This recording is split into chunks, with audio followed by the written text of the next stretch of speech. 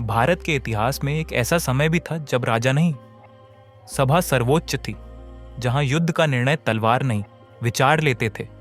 लेकिन फिर एक राज्य उठा जो सोचता नहीं, सिर्फ जीतता था। क्या हुआ उन गणराज्यों का जो शांति, विचार और साझा सत्ता के प्रतीक थे? कैसे खत्म हुआ सभाओं का युग और शुरू हुआ साम्राज्य का अध्याय? आइए जानते हैं आज के एपिसोड में। गणराज्य बनाम साम्राज्य, वज्जी संघ की कहानी और मगध का उदय, केवल सिविल सर्विसेज हब पर, जहां यूपीएससी की तैयारी मिलती है कहानी की मिठास के साथ। 6ठी शताब्दी ईसा पूर्व, भारत एक नए युग में प्रवेश कर चुका था। लोहा अब केवल अस्त्र नहीं, कृषि का साथी बन चुका था। गंगा के मैदानों में उभर रहे थे नए नगर, नए राज्य, महाजनपद, कुल 16 महाजनपद। कुछ शक्तिशाली राजतंत्र जैसे मगध, कौशल, काशी, और कुछ अद्वितीय गणराज्य जैसे वज्जी, मल्ल, शाक्य।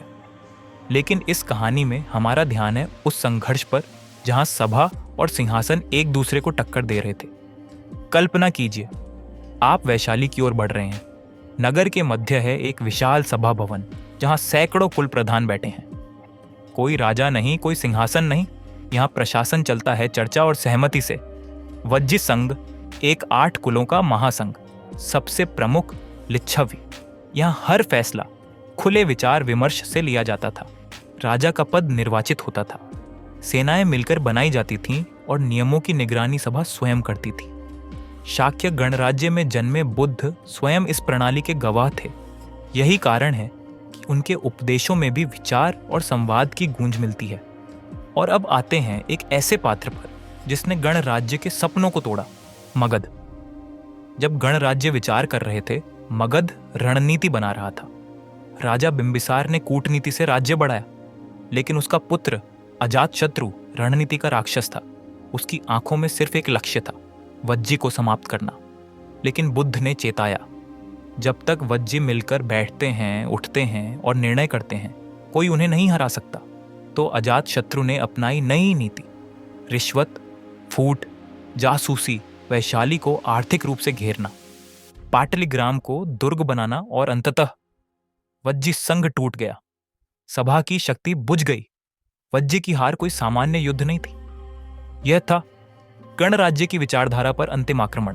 अब शुरू हुआ मगध का स्वर्णकाल। शिशुनाग वंश ने कौशल और अवंती को जोड़ा, नंद वंश ने विशाल सेना बनाई, मौर्य वंश ने भारत को एकजुट साम्राज्य दिया। गणराज्य अब इतिहास बन चुके थे, किंवदंती की तरह। और मगध भारत का राजनीतिक केंद्र। पीएससी की दृष्टि से यह अध्याय आपको सिखाता है, 1, प्राचीन भारत में केवल राजतंत्र ही नहीं, गणराज्य भी थे।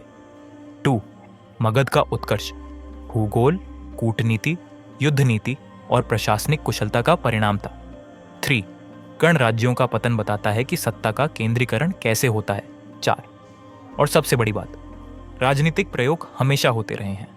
तो दोस्तों, ये थी कहानी सभा बनाम साम्राज्य की। क्या आप सोचते हैं कि अगर वज्जी बचता तो भारत का राजनीतिक भविष्य कुछ और होता? कमेंट करके ज़रूर बताइए।